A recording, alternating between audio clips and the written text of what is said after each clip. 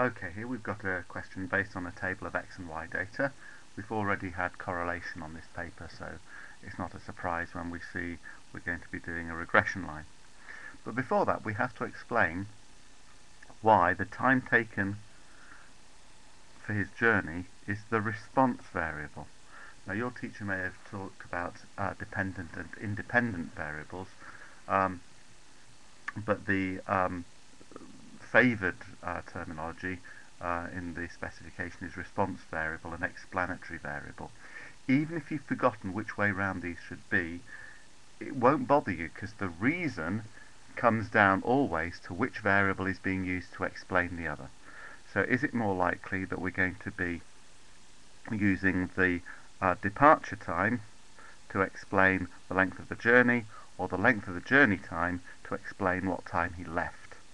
As long as you give that the right way round and say what would be used to explain which, that will be the correct answer. The notes in the booklet aren't particularly strong on this. You might need to update your notes just so you're fully aware that response variable is sometimes the one that's called the dependent variable, and the independent variable is sometimes called the explanatory variable. Moving on to part B, this is your 5 marks for not very much. You have to enter the x and y data reliably onto your silver calculator. Be sure you get A and B the right way round. Select the mode on your calculator that uses that equation. Don't just give the values of A and B, actually state the equation. So y equals something plus something else times x. Then on part C is another 5 marks for really not very much. You've got to understand what is going on, so if you haven't read all this carefully, you need to read it. We've been given a leaving time, which isn't directly a value of x, but if you read the definition of x, this is telling you an x value.